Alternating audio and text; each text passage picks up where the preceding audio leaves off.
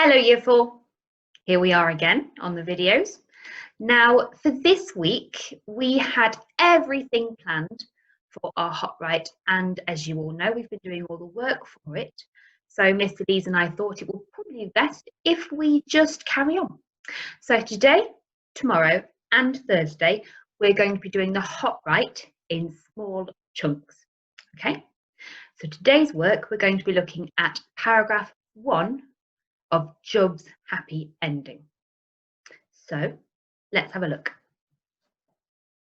Okay, you have a copy of this on your worksheet for today.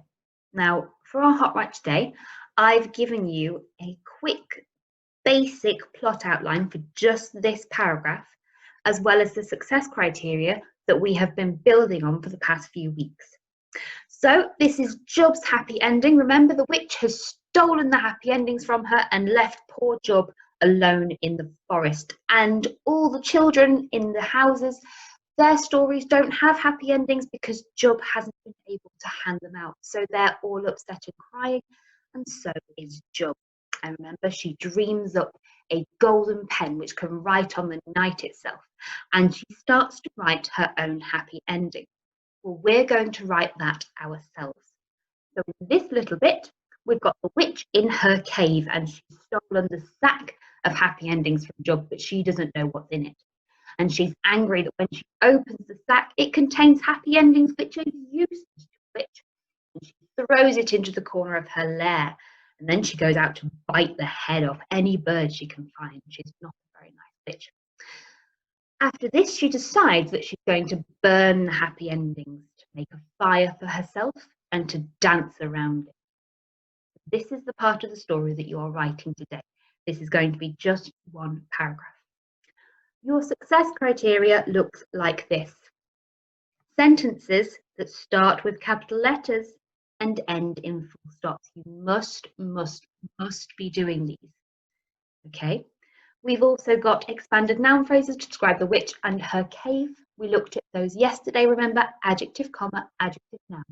The monstrous, comma, cruel witch. The dark, comma, shadowy cave. You must have that comma in there. Fronted adverbials for the start of sentences. You looked at those as well yesterday, okay? Deep in the forest, comma. Beside the fire, comma. Inside the sack, comma. Again. Fronted adverbials tell us the time and the place that something is happening, and we must have that comma at the end, okay? Now, you have lots of examples of those on your sheet from yesterday, and you can go back to look at that. You're welcome to do that to help you. I've also got a little bit of challenge in here for you. I've got direct speech, the witch talking to herself. Now, it's been a while since we looked at direct speech, but remember, we go on to a new line, open inverted commas, exactly what is said, then you need a comma, a question mark, or an exclamation mark, closed inverted commas, and then what so said the witch or shouted the witch. Okay, I'm going to show you now how to do those things like we normally would on the board in the classroom. Okay, so I'm going to model it for you now, and then you're going to have a go yourselves to send a photograph in to us. Okay, so let's have a go together. Okay, so I'm going to have a go at typing my own version of the start of Job's happy ending, and I'm going to talk about what I'm doing at the same time. I'm only going to do a little bit of it because I want you to do the rest. Okay, so you're going to do your own paragraph completely on your own after this. So I need to include fronted adverbials, expanded noun phrases, and sentences that have capital letters and full stops. If I'm starting a sentence now, I might as well start it with a fronted adverbial. So let's go with one of my favorites, deep in the forest. In fact, comma, I wonder if I can start describing the forest as well. Might as well get an expanded noun phrase in while we can. So deep in the dark, comma, shadowy forest. I love those adjectives. Remember in the book it said the darkest, thorniest part of the forest. You could use some of those to help you. So deep in the dark, comma, shadowy forest, comma, I have a fronted adverbial with an expanded noun phrase in it. Deep in the dark, shadowy forest lived the cruel, ugly witch. Stop.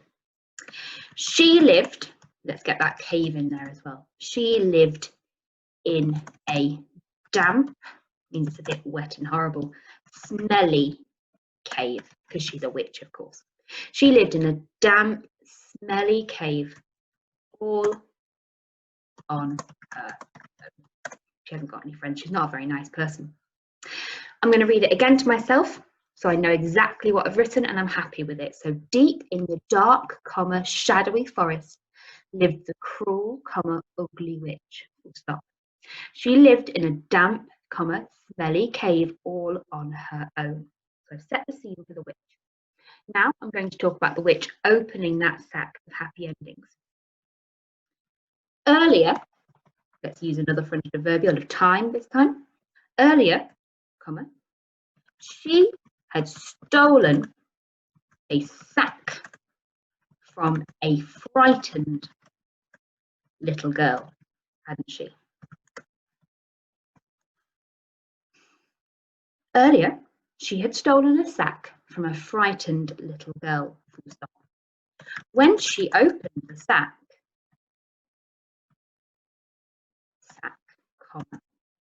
she was, well, how was she feeling? She was angry, she was annoyed, she was frustrated, furious. There are lots of feelings that you could put. I'm going to use the word furious. She was furious! Exclamation mark. The sack contained happy endings, these were useless to a witch. Then I think I want my witch to speak there, so I'm going to go on to the next line. Watch. Next line. Open inverted commas. She's talking to herself, so we don't need a reply. What could she say about these happy endings? Let's think. These happy endings, she isn't going to like them, so she's going to say, these happy endings are disgusting. They are worthless to me. Exclamation mark, because she's shouting. So I've got an exclamation mark at the end. I could have a question mark or a comma depending on what I've written, but I can't have a full stop. Closed inverted commas. And something like said the witch, although said's rather boring, and she's not just saying this, she could be, I think she's going to shriek this. Shrieked witch. She threw the sack of happy endings into the corner of her cave and stomped out in a rage. Then what's she going to do? She could bite the head off a bird, or she could do something else. It's up to you from there on out. I'm going to stop there because that's enough modelling from me. You now need to have a go. In your work for today, you have a worksheet that has the little arrows for the story map and the success criteria on.